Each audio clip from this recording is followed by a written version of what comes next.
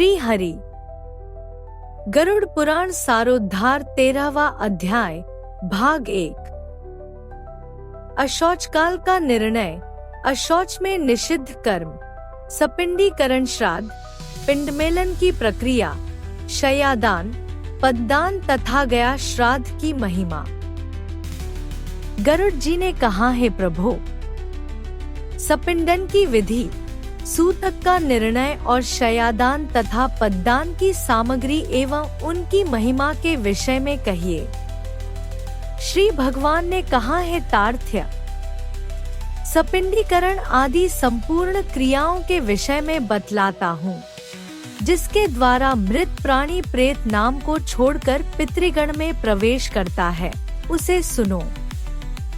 जिनका पिंड रुद्र स्वरूप पितामह आदि के पिंडों में नहीं मिला दिया जाता, उनको पुत्रों के द्वारा दिए गए अनेक प्रकार के दान प्राप्त नहीं होते, उनका पुत्र भी सदा अशुद्ध रहता है, कभी शुद्ध नहीं होता, क्योंकि सपिंडीकरण के बिना सूतक की निवृत्ति, समाप्ति नहीं होती। इसलिए पुत्र के द्वारा सूतक के अंत में सपिंडन किया जाना चाहिए।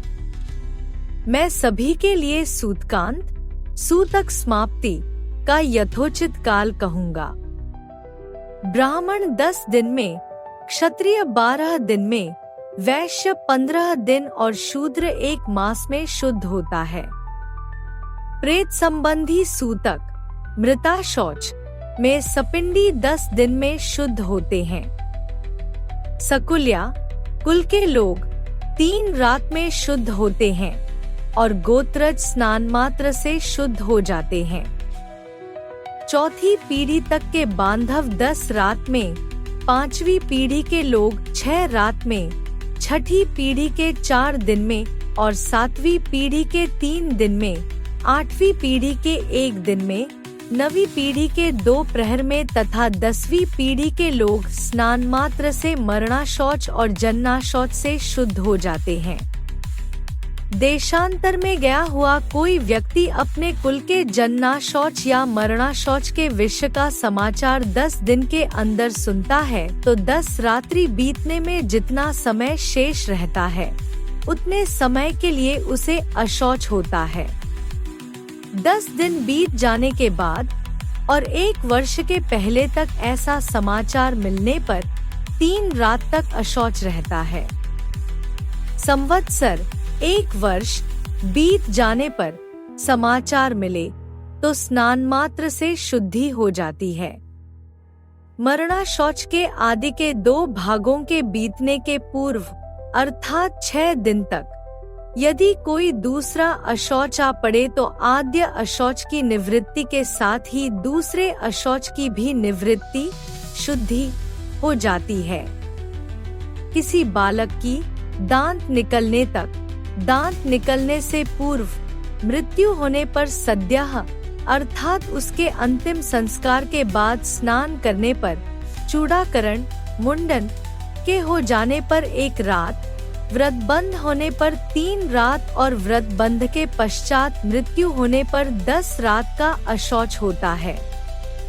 जब किसी भी वर्ण की कन्या की मृत्यु जन्म से लेकर 27 मास की अवस्था तक हो जाए तो सभी वर्णों में समान रूप से सद्यः अशौच की निवृत्ति हो जाती है। इसके बाद वागदान पर्यंत 1 दिन का और इसके बाद अथवा बिना वागदान के भी सयानी कन्याओं की मृत्यु होने पर 3 रात्रि का अशौच होता है, यह निश्चित है। वागदान के अनंतर कन्या की मृत्यु होने पर पितृकुल और वरकुल दोनों को 3 दिन का तथा कन्यादान हो जाने पर केवल पति के ही कुल में अशौच होता है। 6 मास के अंदर गर्भस्राव हो जाने पर जितने माह का गर्भ होता है, उतने ही दिनों में शुद्धि होती है। इसके बाद अर्थात 6 माह के बाद गर्भस्राव हो तो उस स्त्री को अपनी जाति के अनुरूप अशौच होता है। गर्भपात होने पर सपिंड की सद्यः स्नानोत्तर शुद्धि हो जाती है। कलयुग में जन्ना शौच और मरणा शौच से सभी वर्णों की 10 दिन में शुद्धि हो जाती है, ऐसा शास्त्र का निर्णय है। मरणा शौच में आशीर्वाद, देव पूजा। प्रत्युत्थान, आगंतुक के स्वागतार्थ उठना, अभिवादन।